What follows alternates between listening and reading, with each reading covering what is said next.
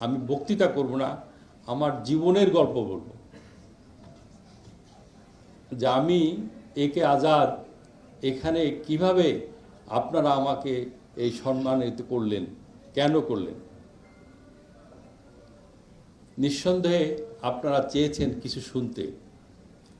দেখুন, আমি সময় বেশি নেব না, তবে আমি আজ থেকে ঠিক এরকমভাবে একটা নবীন বরণে উপস্থিত ছিলাম, তা 44 বছর আগে হিসাব করলাম। আমি ঢাকা বিশ্ববিদ্যালয়ের অ্যাপ্লাইড ফিজিক্স অ্যান্ড ইলেকট্রনিক্সের ছাত্র ছিলাম, ফজলু হকারে থাকতাম। আমি যখন এখানে তোমরা করে বলি যারা ছাত্র, কারণ আমার মেয়ের চেয়েও ছোট, আমার মেয়ে গ্রাজুয়েট করবে এই ইয়েতে, আমার মেয়ের চেয়েও ছোট। যাই হোক, আমার ভিতরে একটা উদ্বিগ্ন ছিল ফার্স্ট ইয়ার থেকেই। আমি সব জায়গায়, আমি সায়েন্সের ছাত্র ছিলাম, বায়োকেমিস্ট্রি, অ্যাপ্লাইড কেমিস্ট্রি, ফার্মেসি, এমন কোনো ডিপার্টমেন্ট, এবং ফাইন্যান্স, ইকোনমিক্সেও দরখাস্ত করেছিলাম যে কোন সাবজেক্টে আমি পড়ব, কারণ আমার পাশ করার পরে বেকার থাকা যাবে না, আমাকে একটা চাকরি পেতে হবে। মধ্যবিত্ত পরিবার থেকে এসেছি, 5 ভাই 4 বোন। আমাদের বড় ভাই চাকরি করতেন, আর এগ্রিকালচার ছিল আয়ের উৎস। খুব অভাবে সংসার, টানপোড়েন।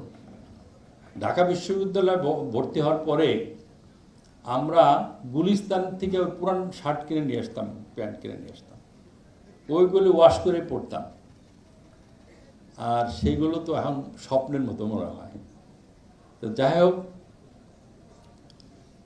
আমি যখন সেকেন্ড ইয়ারে উঠি তখন দেখি আমাদের সময় ডাইনিং হলে 2 টাকা ছিল খাবার, আর হল সিট ভাড়া ছিল কত আমার ঠিক মনে নাই। আর ভর্তির সময় যা টাকা দিয়েছিলাম, আর সার্টিফিকেট ওঠানোর সময় টাকা দিয়েছি। এই তখন সব সার্টিফিকেটের সময় সব ক্লিয়ারেন্স নিতে হয় সব জায়গায়। ধরতে গেলে বিনা পয়সায় পড়ে আসছি, এদেশের সাধারণ মানুষের পয়সায়। আর যে কথাগুলো আমি বলবো সেটা হলো যে আমি কোন সাবজেক্টে পড়লে আমার বেকার থাকতে হবে না, চাকরি পাবো, এইটাই ছিল আমার মূল টার্গেট। তো আমি কোথায় পড়ব, বিভিন্ন ডিপার্টমেন্টে যাই, সিনিয়রদের সাথে জিজ্ঞাসা করি যে কোন সাবজেক্টে ভর্তি হব। সে তার সাবজেক্ট সম্বন্ধে বলে যে এইটা গেলে চাকরি পাওয়া যাবে, ওইটা করলে। তবে অ্যাপ্লাইড ফিজিক্সে আসার পর বললাম যে আমাদের ডিপার্টমেন্টের কোনো হয় না, বেকার থাকে না, ফ্লাইট ইঞ্জিনিয়ার আর হিসাবে চাকরি পাওয়া যায়, আর অনেক বিদেশে প্রচুর সুযোগ পাওয়া যায়। তা আমি দেখলাম যে এইটা একটা ভালো সাবজেক্ট, তাহলে এইটাকে ভর্তি হই। আমি এখানে ভর্তি হইলাম। ভর্তি হওয়ার পর একজনে বলল যে অ্যাপ্লাইড ফিজিক্সের চেয়ে জিওলজি ডিপার্টমেন্টটা আরও ভালো। ওই জিওলজিতে ওই ডিপার্টমেন্ট থেকে আগেই নোটিশ দিয়ে রাখে যে কোনো ছাত্র যারা চাকরির দরকার হলে যেন এখানে যোগাযোগ করে। তা আমি ভাবলাম এটা তো আরও ভালো।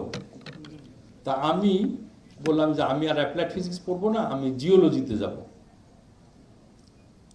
তো আমি ডিপার্টমেন্ট চেঞ্জ করতে হলে ডিনের একটা পারমিশন লাগে।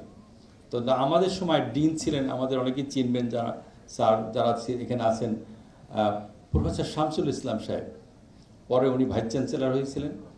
তো ওনার কাছে একটা দরখাস্ত নিয়ে গেলাম যে স্যার, আমি অ্যাপ্লাইড ফিজিক্স পড়বো না, আমি জিওলজিতে যাব।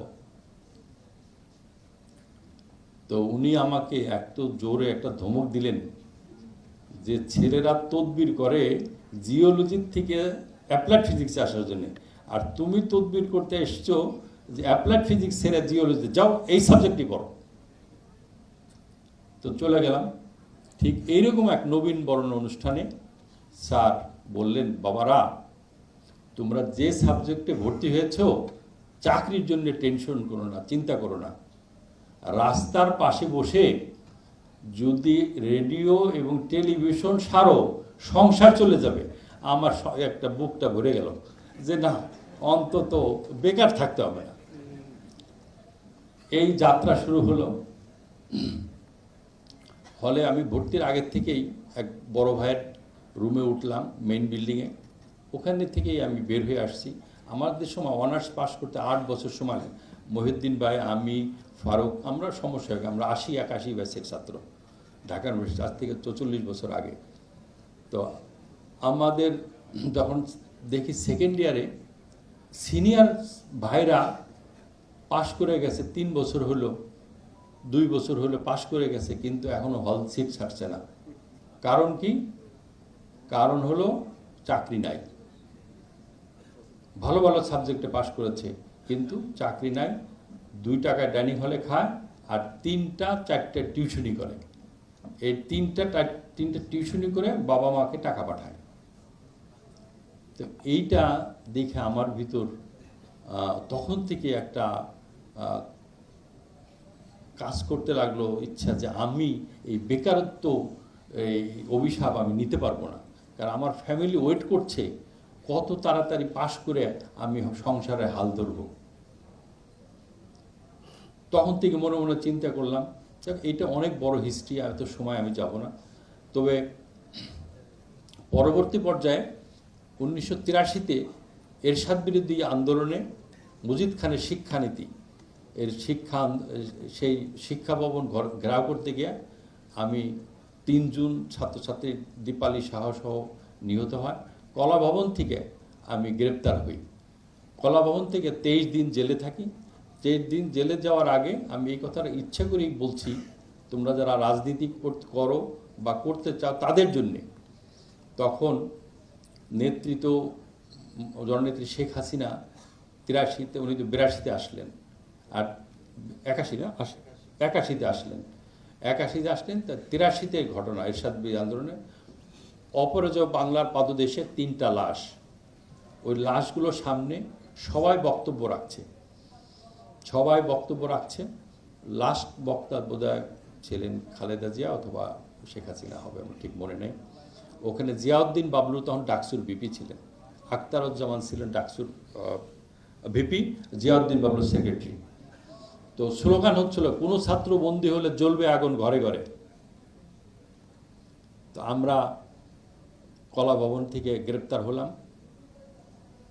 শুনলাম জিয়াউদ্দিন বাবলু, উনি মরহুম, ইন্তেকাল করেছেন। উনি এরশাদ সাহেবের সাথে আতাত করে উনি মন্ত্রী হয়ে গেছেন। আর আমরা জেলে, আমাদের ছাড়ানোর কোনো রকম তদবির নাই। কোনো ছাত্র বন্দী হলে জ্বলবে ঘরে, একটা বাড়িতে আগুন দেখলাম না। তারপরে আমরা বন্ড দিলাম যে আমরা আর সরকার বিরোধী কোনো রাজনীতি কর্মকাণ্ড করব না। এই বন্ড যদি দেই তাহলে আমাদের ছেড়ে দিতে রাজি সরকার। আর এদিকে আমার বাবা জানে যে আমি মরে গেছি, সবাই জানে, কারণ 5 দিন পর্যন্ত কারফিউ ছিল। ওই সময় 14ই আগস্ট নাকি 21শে আগস্ট, 14ই আগস্ট, ওই দিন ছিল কারফিউ। দিনের বেলা খোলা রাখতো, রাতে কারফিউ হতো। তো আমার বাবা সমস্ত জায়গায় ঘুরে বেড়ে, ফরিদপুর থেকে আসে, আমার বাড়ি ফরিদপুর, তো সে সব জায়গায় মর্গে যায়, থানায় যায়, কোথাও আমার খোঁজ পায় না। তো তখন চৌধুরী ছিল পুলিশের আইজিপি। চৌধুরীর মেয়ে বায়োকেমিস্ট্রিতে পড়তো, সে আমার একটা পাশের জোগাড় করে দেয়। 1 সপ্তাহ পরে আমার বাবা আমার জেলখানায় গিয়া আমার সাথে, কারণ তখন আমরা এমন ধারা দিয়েছে, সাধারণ লোক আমাদের সাথে দেখা করতে পারবে না। রাষ্ট্রবিরোধী, রাষ্ট্র ধ্বংস, যত ধরনের কালাকানুন দেওয়া যায় দিয়া আমাদেরকে পাঠাইলো। তো চৌধুরী সাহেব স্পেশাল একটা পারমিশন দিয়ে আমার বাবাকে আমার সাথে দেখা করার সুযোগ করে দেয়। আমার বাবা আমার বুকের মধ্যে নিয়ে যে কান্না করলো, সেটা আমি এখন অনুভব করি। সে থেকে আমি সিদ্ধান্ত নিলাম যে কোনোদিন যদি টাকা অর্জন করতে পারি রাজনীতি করব, না হলে আর রাজনীতি করব না। এই জেলখানার থেকেই সিদ্ধান্ত নিয়ে আসলাম। 83 থেকে শুরু করলাম যে কি করা যায়। 84 সালে এই গার্মেন্টস, তখন এথনিক প্রবলেম শ্রীলঙ্কায় এথনিক প্রবলেম, আমি ইউনিভার্সিটি সেকেন্ড ইয়ারে পড়ি। তখন থেকেই একবেলা ব্যবসা আর একবেলা এই পড়াশোনা করে, থিওরিটিক্যাল করে, প্র্যাকটিক্যাল করার সময় পাইতাম না বিকেলবেলা। তো যাই হোক, আবার একদিন আসবো, আর একদিন সুযোগ দেব।